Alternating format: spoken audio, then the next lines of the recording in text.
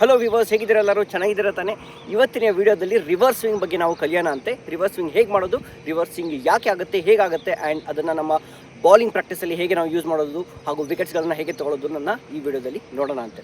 So first of all reverse swing ಏನು ಅಂತಂದರೆ, ನೀವು ನಾರ್ಮಲ್ ಆಗಿ ಹೊಸ ಬಾಲ್ ಇತ್ತು ಅಂತಂದರೆ ನೀವು ಸೀಮ್ ಯಾವ ಕಡೆ ಪಾಯಿಂಟ್ ಮಾಡ್ತೀರಾ, ಇದು ಸೀಮ್ ಅಂತಾರಲ್ಲ, ಇದನ್ನು ಯಾವ ಕಡೆ ಪಾಯಿಂಟ್ ಮಾಡ್ತೀರಾ ಅಂದರೆ, ಫಾರ್ ಎಕ್ಸಾಂಪಲ್ ಇದನ್ನು ಈ ಕಡೆ ಪಾಯಿಂಟ್ ಮಾಡಿದ್ರೆ ಇದು ಯಾವ ಡೈರೆಕ್ಷನಲ್ಲಿ ಇರುತ್ತೆ ಆ ಡೈರೆಕ್ಷನಲ್ಲಿ ಬಾಲು ಮೂವ್ ಆಗುತ್ತೆ. ಈ ಮೂವ್ಮೆಂಟ್ಗೆ ಸ್ವಿಂಗ್ ಅಂತ ಕರೀತಾರೆ. ಫಾರ್ ಎಕ್ಸಾಂಪಲ್ ನಿಮ್ಮ ಸೀಮ್ ಪೊಸಿಷನ್ ನಿಮಗೆ ಬ್ಯಾಟ್ಸ್ಮನ್ ಕಡೆಗಿತ್ತು ಅಂದರೆ ಬಾಲು ಬ್ಯಾಟ್ಸ್ಮನ್ ಕಡೆಗೆ ಟರ್ನ್ ಆಗುತ್ತೆ. ಓಕೆ, ಏರಲ್ಲಿ ಟರ್ನ್ ಆಗುತ್ತೆ. ಏರಲ್ಲಿ ಟರ್ನ್ ಆಗೋದನ್ನು ಸ್ವಿಂಗ್ ಅಂತ ಕರೀತಾರೆ. ಇದಕ್ಕೊಂದು ಡೀಟೇಲ್ ವಿಡಿಯೋ ನಾನು ಆಲ್ರೆಡಿ ಮಾಡಿದ್ದೀನಿ, ಲಿಂಕ್ ಇಲ್ಲಿದೆ, ಅದನ್ನು ನೋಡಿ, ಅಥವಾ ಡಿಸ್ಕ್ರಿಪ್ಷನಲ್ಲೂ ಇದೆ. ಓಕೆ, ಸೊ ಫುಲ್ ಡೀಟೇಲ್ ಆಗಿ ಆ ಸ್ವಿಂಗ್ ಬೌಲಿಂಗ್ ಇದೆ. ನಾವು ರಿವರ್ಸ್ ಸ್ವಿಂಗ್ ಅಂದರೆ ಏನು? ರಿವರ್ಸ್ ಸ್ವಿಂಗ್ ಏನು ಅಂತಂದರೆ, ನಾರ್ಮಲ್ ಸ್ವಿಂಗಲ್ಲಿ ನೀವು ಯಾವ ಕಡೆ ಆಸ್ ಐ ಹೇಳ್ದಲ್ಲ, ಯಾವ ಕಡೆ ಸೀಮ್ ಇರುತ್ತೆ ಆ ಕಡೆ ಬಾಲ್ ಮೂವ್ ಆಗುತ್ತೆ. ರಿವರ್ಸಲ್ಲಿ ಅದ್ರದ್ದು ಉಲ್ಟಾ ಆಗುತ್ತೆ. ಓಕೆ, ನಾವು ರಿವರ್ಸ್ ಸ್ವಿಂಗಲ್ಲಿ ಯಾಕೆ ಉಲ್ಟಾ ಆಗುತ್ತೆ ಅಂತಂದರೆ, ಒಂದು ಸೈಡು ರಫ್ ಇರುತ್ತೆ, ಓಕೆ, ಆ್ಯಂಡ್ ಇನ್ನೊಂದು ಸೈಡು ಶೈನಿ ಇರುತ್ತೆ. ಓಕೆ, ಶೈನಿ ಯಾಕೆ ಇರುತ್ತೆ ಅಂತಂದರೆ, ನೀವು ಬೌಲರ್ಸ್ನ ಅಥವಾ ಫೀಲ್ಡರ್ಸ್ಗಳನ್ನು ಬಾಲ್ನ ಉಜ್ಜುತ್ತಾ ಇರೋ ಥರ ನೋಡಿರ್ಬೋದು. ಅದು ಉಜ್ಜೋದು ಯಾಕೆ ಅಂತಂದರೆ, ಒಂದು ಸೈಡ್ನ ಅವರು ಕ್ಲೀನ್ ಮಾಡ್ತಾರೆ, ಒಂದು ಸೈಡ್ ಅದನ್ನು ಶೈನ್ ಮಾಡ್ತಾರೆ. ಅದು ಯಾಕೆ ಅಂತಂದರೆ, ಬಾಲು ಎಸ್ದಾಗ ಗಾಳಿಯಲ್ಲಿ ಏರ್ ಡಿಫ್ರೆನ್ಸ್ ಕ್ರಿಯೇಟ್ ಆಗುತ್ತೆ. ಈ ಥರ ಶೈನ್ ಇದ್ದರೆ ಏರ್ ಕ್ಲೀನಾಗಿ ಮೂವ್ ಆಗುತ್ತೆ, ರಫ್ ಕಡೆ ಅದು ನಿಂತ್ಕೊಳುತ್ತೆ ಏರ್. ಓಕೆ, ಇದರಿಂದ ಡಿಫ್ರೆನ್ಸ್ ಕ್ರಿಯೇಟ್ ಆಗೋದ್ರಿಂದ ಬಾಲು ಡಿಫ್ಲೆಕ್ಟ್ ಆಗಿ ಇನ್ನೊಂದು ಕಡೆಗೆ ಹೋಗುತ್ತೆ.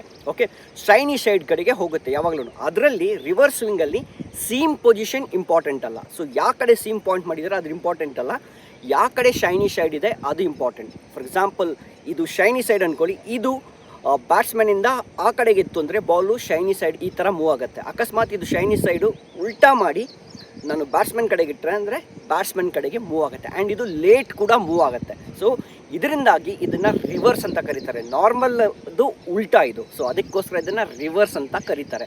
ನಿಮ್ಮ ಶೈನಿ ಸೈಡ್ ಅಂದರೆ ಸ್ಮೂತ್ ಆಗಿರೋ ಸೈಡು, ಶೈನ್ ಆಗಿರೋ ಸೈಡನ್ನು ನೀವು ಯಾವ ಕಡೆ ಇಟ್ಕೊಂಡು ಬೌಲಿಂಗ್ ಮಾಡ್ತಿರಲ್ಲ, ಬಾಲ್ ಆ ಡೈರೆಕ್ಷನಲ್ಲಿ ಮೂವ್ ಆಗುತ್ತೆ. ಫಾರ್ ಎಕ್ಸಾಂಪಲ್ ನಂದು ಶೈನಿ ಡೈರೆಕ್ಷನ್ ಇದಿದೆ ಅಂದ್ಕೊಳ್ಳಿ, ಬಾಲ್ ಈ ಕಡೆಗೆ ಹೋಗುತ್ತೆ. ಓಕೆ, ನಂದು ಶೈನಿ ಸೈಡ್ ನಾನು ಚೇಂಜ್ ಮಾಡಿ ಈ ಕಡೆ ಇಟ್ಕೊಂಡೆ ಅಂತಂದರೆ ಬಾಲು ಈ ಕಡೆಗೆ ಹೋಗುತ್ತೆ. ಇದನ್ನು ರಿವರ್ಸ್ ಸ್ವಿಂಗ್ ಅಂತಾರೆ. ಇದನ್ನು ರಿವರ್ಸ್ ಅಂತ ಯಾಕೆ ಅಂತಾರೆ ಅಂತಂದರೆ, ನಾರ್ಮಲ್ ಆಗಿ ಹೊಸ ಬಾಲು ಯಾವ ಕಡೆ ಸೀಮ್ ಇರುತ್ತೆ, ಸೀಮ್ ಪೊಸಿಷನ್ ಇರುತ್ತೆ ಆ ಕಡೆಗೆ ಸ್ವಿಂಗ್ ಆಗುತ್ತೆ. ಫಾರ್ ಎಕ್ಸಾಂಪಲ್ ನಾನು ಸೀಮ್ನ ಈ ಕಡೆ ಇಟ್ಕೊಂಡೆ ಅಂದರೆ ಈ ಡೈರೆಕ್ಷನ್ ಇಟ್ಕೊಂಡ್ರೆ ಬಾಲ್ ಈ ಕಡೆ ಮೂವ್ ಆಗುತ್ತೆ, ಈ ಕಡೆ ಇಟ್ಕೊಂಡ್ರೆ ಬಾಲ್ ಈ ಡೈರೆಕ್ಷನಲ್ಲಿ ಮೂವ್ ಆಗುತ್ತೆ. ಬಟ್ ರಿವರ್ಸ್ ಸ್ವಿಂಗಲ್ಲಿ ಏನಾಗುತ್ತೆ, ಇದರ ಉಲ್ಟಾ ಆಗುತ್ತೆ. ನೀವು ಯಾವ ಕಡೆ ಶೈನಿ ಸೈಡ್ ಇಟ್ಕೊಂಡಿರ್ತಲ್ಲ ಆ ಕಡೆ ಮೂವ್ ಆಗುತ್ತೆ.